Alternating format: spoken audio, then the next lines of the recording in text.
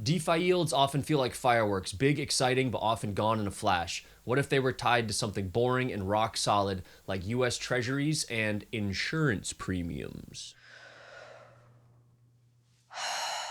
That's what Re is doing on Avalanche with their two products, ReUSD and ReUSDe, and also a points program to benefit early adopters.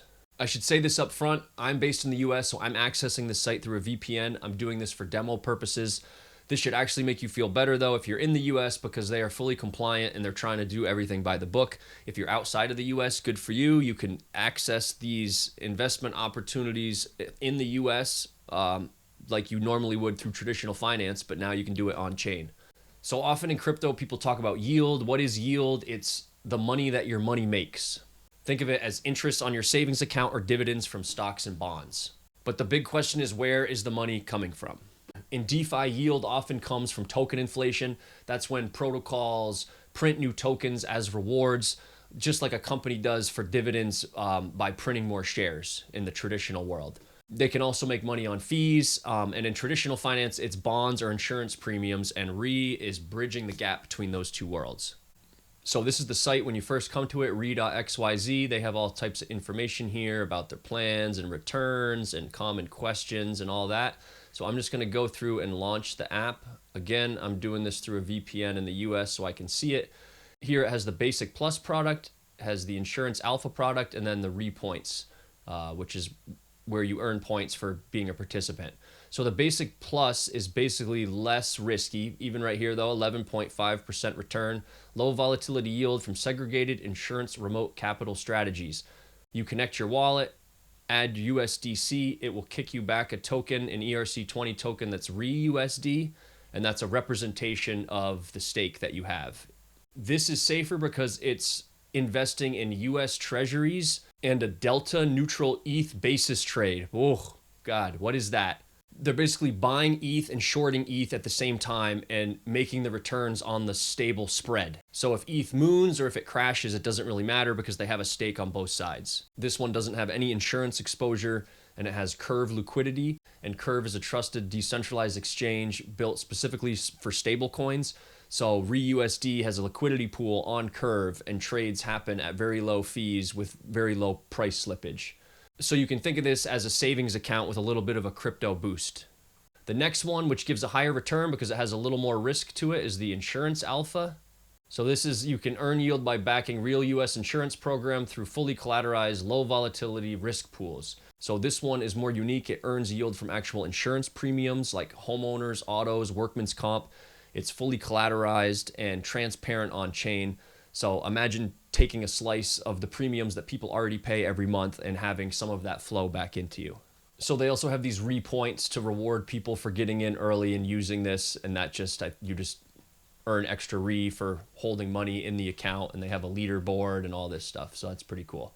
So the way this basically works is each one of these accounts, they both invest in slightly different things. Insurance Alpha would be considered more risky because say something happens like a catastrophe or a flood or a natural disaster, and insurance payouts have to, pump out, and it's going to be a little bit of a loss. So that's why this could be a little more risky. And this one is not as much because it's US Treasuries.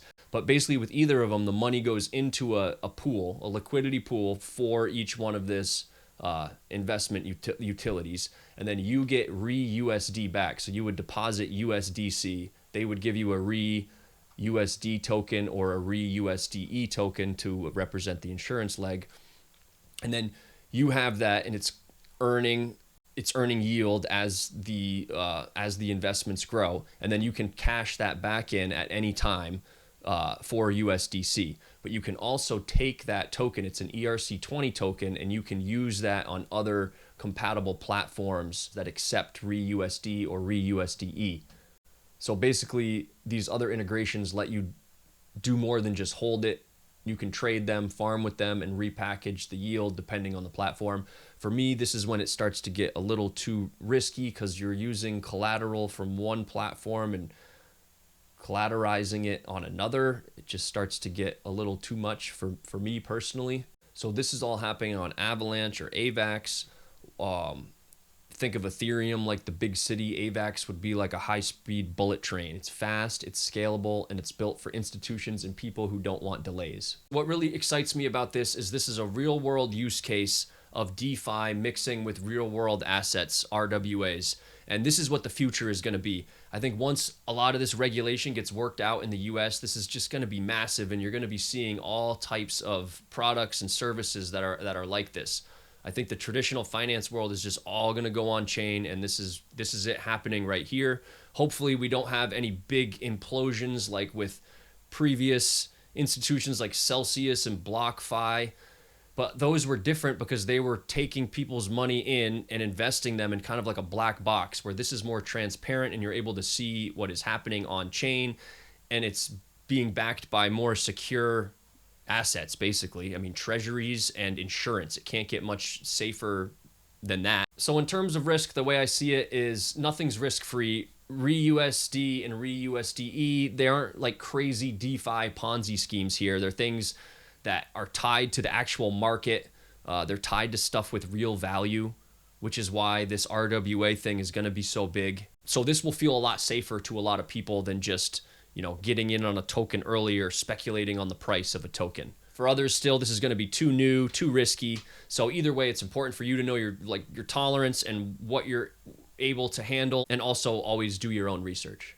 If you want to explore more, head over to re.xyz.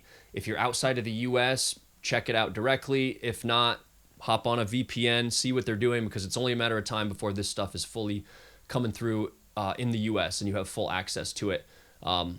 It's cool to see what is being built on Avalanche, what's happening with real world assets. And if you liked this type of content, you liked the video, give me a subscribe, give me a follow, and reach out, leave a comment. Let me know what you're thinking about all this.